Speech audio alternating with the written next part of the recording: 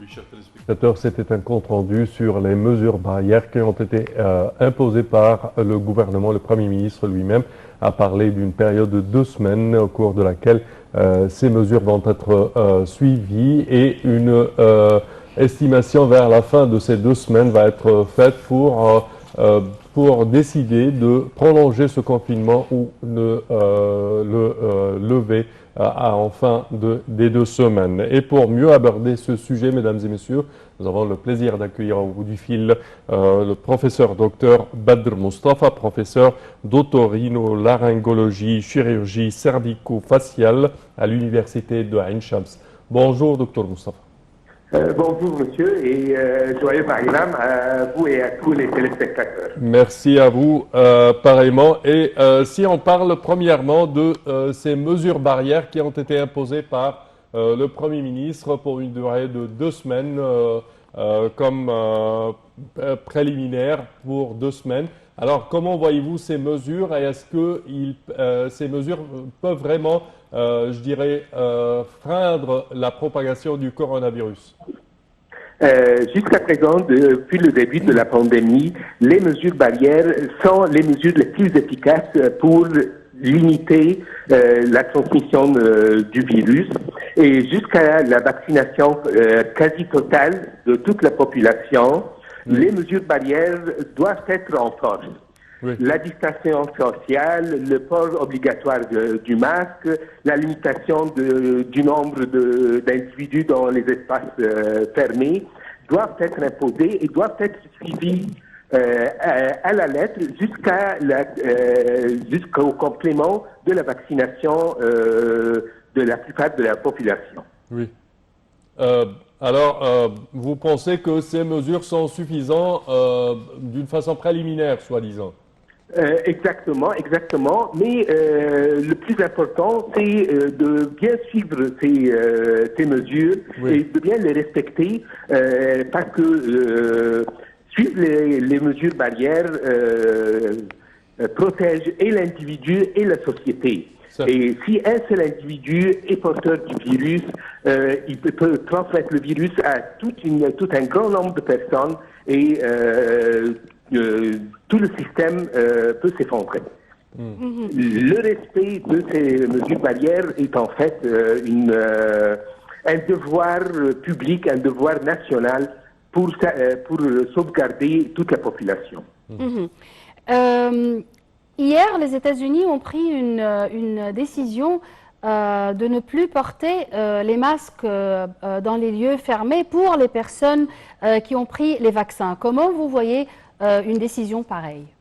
C'est plutôt une décision sociale plutôt qu'une décision médicale, pour être correct. Oui. Parce que jusqu'à présent, nous n'avons pas les données qui peuvent assurer que les personnes vaccinées, même si elles ont reçu les 2 doses du vaccin ou la simple dose, ne peuvent pas transmettre le virus. Jusqu'à présent, on n'a pas assez de données scientifiques pour assurer cela. Alors, je crois que jusqu'à ce qu'on ait les données scientifiques bien précises, le port du masque dans les espaces fermés, spécialement dans les zones publiques, doit être renforcé. D'accord. Et concernant l'État en Égypte, est-ce que vous pensez que un confinement peut être envisagé prochainement avec le taux de réponse du peuple pour le port du masque, la distanciation sociale et les mesures barrières en général? Malheureusement, la plupart de la population ne respecte pas assez les mesures de confinement et les mesures barrières. Mais un reconfinement total, je crois, pourrait être assez dur à imposer à cause de la situation économique, de la situation sociale. Alors, ce sera assez difficile de réimposer un confinement, bien que ce soit la mesure la plus efficace jusqu'à l'accomplissement du programme de vaccination. Et on sait qu'on doit prendre 2 doses de vaccin. pour qu'on puisse dire qu'on est vacciné. On a besoin de 2 doses. D'accord. Est-ce qu'on aura besoin d'autres doses dans plusieurs années ou même avant? Jusqu'à présent, la situation n'est pas claire, bien que le directeur de Pfizer a annoncé la semaine passée qu'une 3e dose pourrait être envisagée l'année prochaine, mais jusqu'à présent, il n'y a pas de données scientifiques, parce que jusqu'à présent, nous n'avons pas assez d'évidence du taux d'anticorps qui sont développés dans la circulation des personnes vaccinées.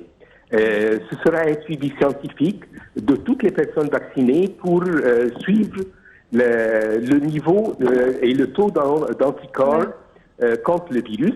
Et il y a une autre variante, ce sont les variations du virus, si elles seront couvertes par les vaccins actuels ou on devrait modifier les vaccins selon la modification du virus. Est-ce que ça veut dire que devant chaque variante, on aura besoin d'une nouvelle dose? Jusqu'à présent, on ne sait pas, il faut être franc, mais les variantes qui existent jusqu'à présent sont théoriquement couvertes par les vaccins en usage.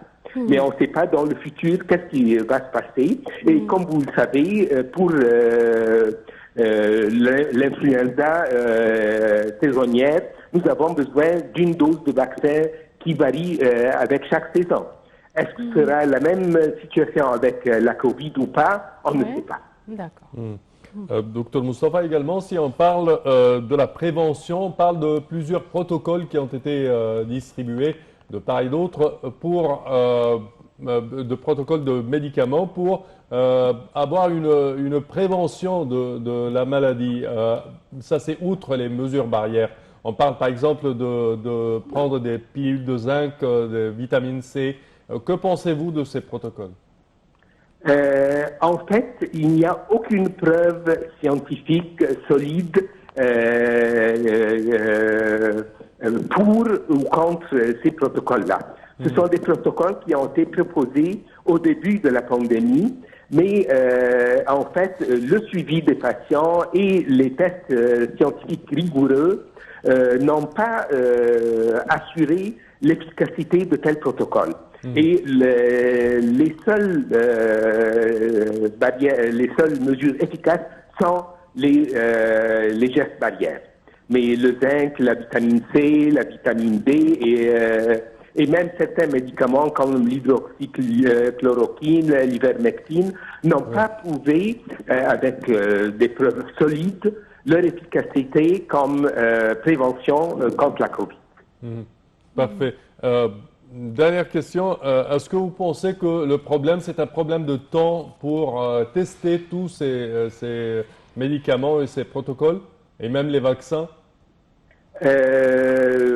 Concernant les médicaments, nous avons dépassé 12 mois d'essais cliniques sur un grand nombre de malades, et malheureusement, jusqu'à présent, tous les traitements, tous les protocoles n'ont pas prouvé une efficacité à 100%, et nous n'avons pas de preuves vraiment très solides sur l'efficacité d'un protocole sur l'autre. Ce sont des essais au cas par cas. Quant au vaccin, jusqu'à présent, il y a des évidences solides que ce sont les mesures les plus efficaces pour limiter la transmission du virus et essayer de rouvrir les activités sociales, le port du masque et ainsi de suite. Parfait, Dr Badr Moustapha, au terme de cette édition, nous tenons à vous remercier pour vos explications et vos conseils. Merci à vous. Chers téléspectateurs, au terme de cette édition, je tiens à vous remercier d'avoir été des nôtres et je tiens également à remercier ma collègue Yara. Merci. Merci Sameh, merci mesdames et messieurs, bonne fête et à la prochaine.